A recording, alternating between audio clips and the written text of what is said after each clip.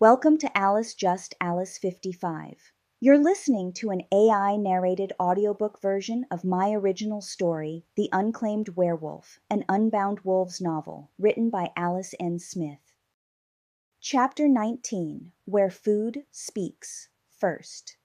2 days passed. Nora noticed because nothing happened, no scents pressed insistently at her borders, no voices carried where they didn't belong, no bodies lingered just long enough to test her patience. The forest eased into itself cautiously, as if it didn't quite trust the quiet but was willing to accept it. She let it. She hunted. She slept. She sprawled in a patch of sun with morsel and did nothing at all. By the second night, she stopped waking at every shift of air.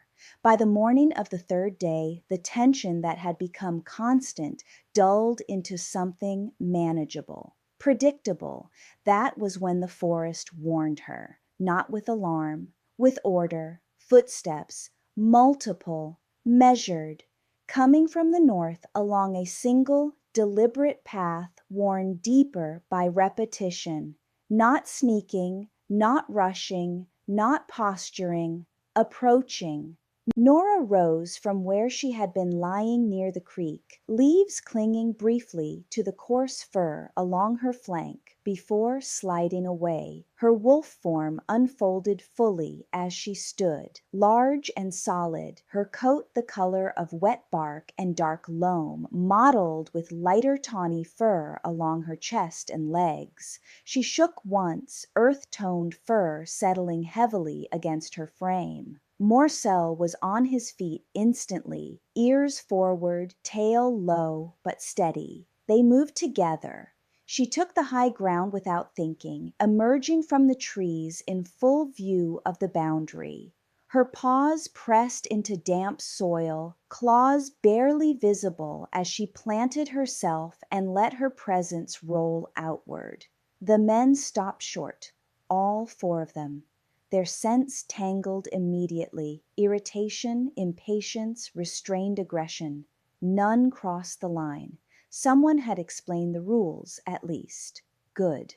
Nora lowered her head slightly, amber eyes fixed on them.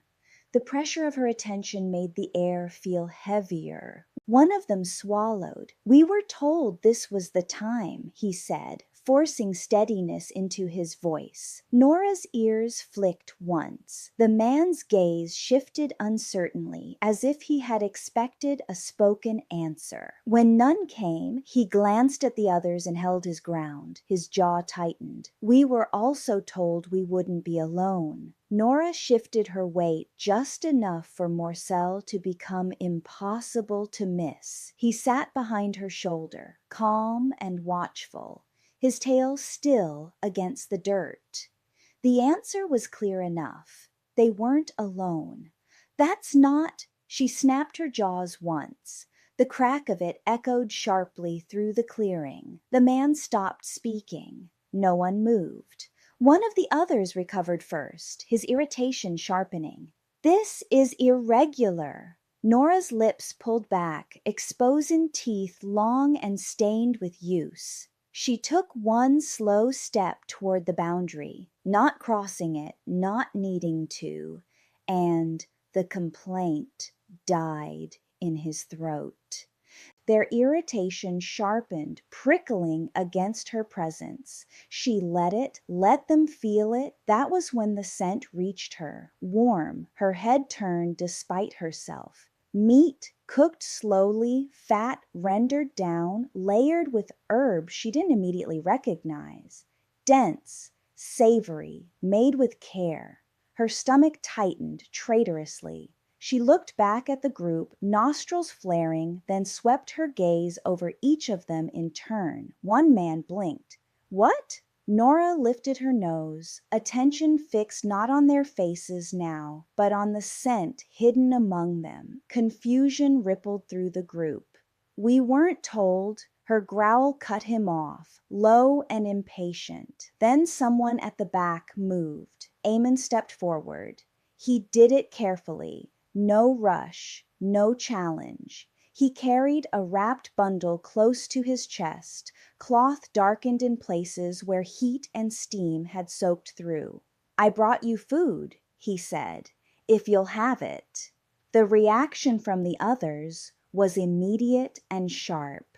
"You didn't say anything. You didn't ask," Eamon replied calmly. Nora's focus locked onto the bundle. She looked from the food to the ground at the edge of the boundary. Eamon understood. He knelt and placed it there without crossing, then leaned back. The scent intensified, rich enough to quiet the clearing. "I owe you an apology," Eamon said, "for coming empty-handed before. That was rude. I realized it afterward." Nora lowered herself into a sit, massive forelegs folding beneath her as she leaned forward to sniff the offering. Her ears twitched once. "This is a traditional dish from my pack," Eamon continued. "It's meant to be shared. I hoped it might make up for that." The silence behind him was thick with resentment. Nora glanced at the others, then deliberately settled over the food, making no move to invite them closer. They could wait, or they could leave. None of them spoke. She nudged the bundle closer with one heavy paw and tore into it without ceremony. The meat was tender, seasoned deeply, the roots soft and rich with absorbed fat. She swallowed, slowly, deliberately. Morsel crept closer and sat again, eyes locked on the food with reverent intensity. Nora kept eating. Let them stand there. Let them stew. If this was how they handled being inconvenienced, she already knew which of them wouldn't last.